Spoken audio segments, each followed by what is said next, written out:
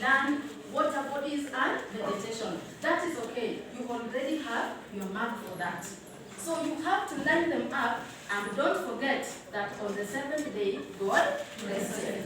You may say that they want us only to say the creation, so we only talk about what was created. No, that's just saying on the seventh day, God rested. You get a mark for that. So don't assume that seventh day. Are we together? Yes. So that one is usually the easiest to pass because you must just be sure of 7 points. So that is the first account of creation. The second account of creation now, you have to know that the specific days are not mentioned, plus what was created. We are just told about the creation, but we are not told that on the first day, God did this. On the second day, God did this. And also, the second account of creation, you know, it is man-centered. It is man-centered, right? Yes. That is why, in the first account, man or human beings were created on the last day. That is the 6th day. But if you come to the second account, you realize that immediately after God created heaven and earth, He creates man. And everything else was created after man in the second account. That is how you understand it. So God creates man out of soil. And then He breathes into his nostrils. And then here you will also find many responsibilities that God gave to man. He tells man to name the animals. He tells him till the land. Are we together? Yes. And then He creates animals for man. He creates plants for man. Then He makes him to obey the law of not eating the forbidden fruit. So you'll find some things are mentioned in the second account that we don't see in the first account.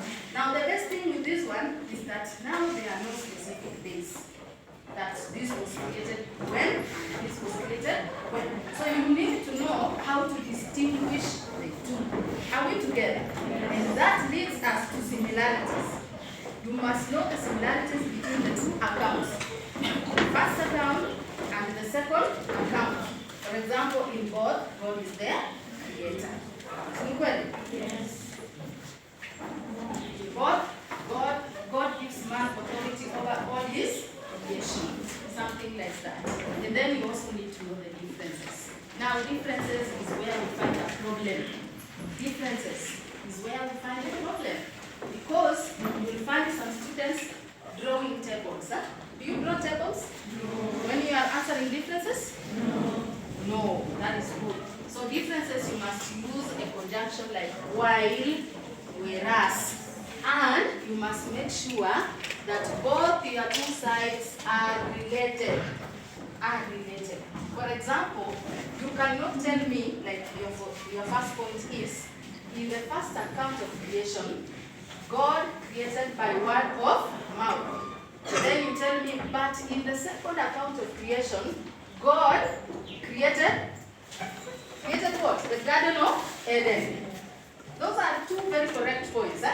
It is very true that in the second account, there is the Garden of Eden. And it is very true that in the first account, there is... What did I say about the first account?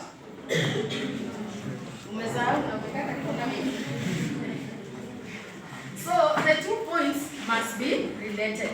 For example, if you are talking about the days of creation, this other side must also be talking about the days of creation.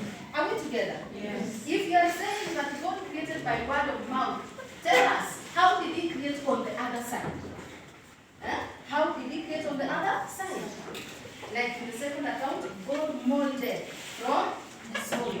That is now a difference because you are talking about the same thing differently in both sides. Like if you say in the first account, there is creation of heavenly bodies, but in the second account, there is no. You get that one? Or you say it is not. You don't get a mark. You have to give us the other side. How is it? Don't tell us what is not. Tell us how is it. Are we together? Yes. Like if you are saying, in the first account of creation, there is creation of heavenly bodies. While in the second account of creation, there is no mention of heavenly bodies. You have given us a very complete statement. And so I will give you the mark that you deserve. Are we together? Yes. In the second account of creation, there is the creation of the Garden of Eden. While in the first account of